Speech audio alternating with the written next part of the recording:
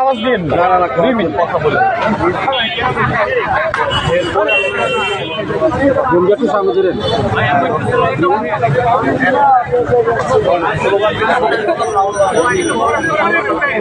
কেউ কথা বলেন না।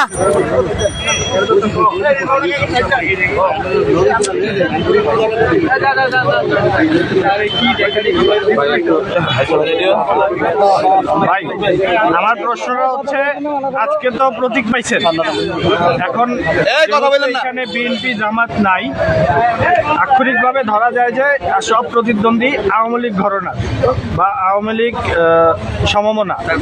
এখন আপনারা যারা প্রতিদ্বন্দ্বী আছেন, আপনারা এই নির্বাচনে এখন পর্যন্ত পরিবেশ কেমন আছে এবং আপনারা কোনো হুমকির শিকার হচ্ছেন কিনা?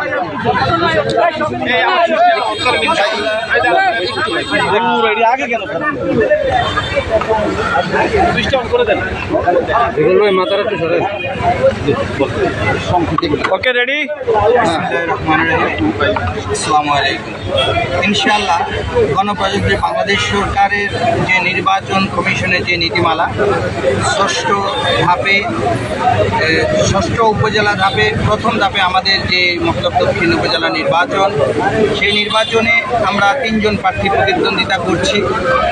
বাংলাদেশ সরকার এবং নির্বাচন কমিশন কর্তৃক যে আচরণবিধি এবং যে নীতিমালা দিয়েছে, সেই নীতিমালা মেনে নির্বাচনের তফসিল ঘোষণা থেকে শুরু করে মনোনয়নপত্র দাখিল, বাছাই, আজকে প্রতীক প্রাপ্ত পাওয়া পর্যন্ত আমাদের এই 3 জনের মধ্যে সৌহার্দ্যপূর্ণভাবেই আমরা নির্বাচন আচরণবিধি মেনেই আমরা নির্বাচনের গণসংযোগ করেছি।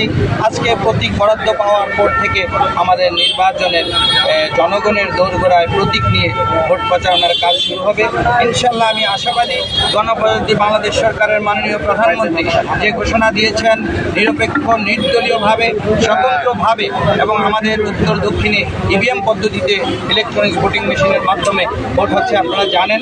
ইনশাল্লাহ আমরা আশাবাদী, শান্তিপূর্ণভাবে জনগণের অংশগ্রহণে আমরা 3 জন সৌহার্দ্যপূর্ণ পরিবেশে, যেহেতু আমরা 3 জনেই অত্যন্ত এই সরকারের আজ্ঞাবহ লোক, অতএব আমরা এই সরকারের নির্দেশনা মোতাবেক এবং সরকার প্রধান মাননীয় প্রধানমন্ত্রী জননেত্রী শেখ হাসিনার নির্দেশনা মোতাবেক নিরপেক্ষ নির্দলীয় এবং সুষ্ঠু ভোটের যে পরিবেশ, সে পরিবেশ বজায় রেখে আমরা প্রতিদ্বন্দ্বিতায় অংশগ্রহণ করব। জনগণ কর্তৃক যে রেজাল্ট হয়, জয় পরাজয় যেটা হোক, সেটা আমি অন্তত পক্ষে মেনে নেব এবং শ্রদ্ধা জানিয়ে সেটা মেনে নিয়েই জনতার কাতারে সামিল হব।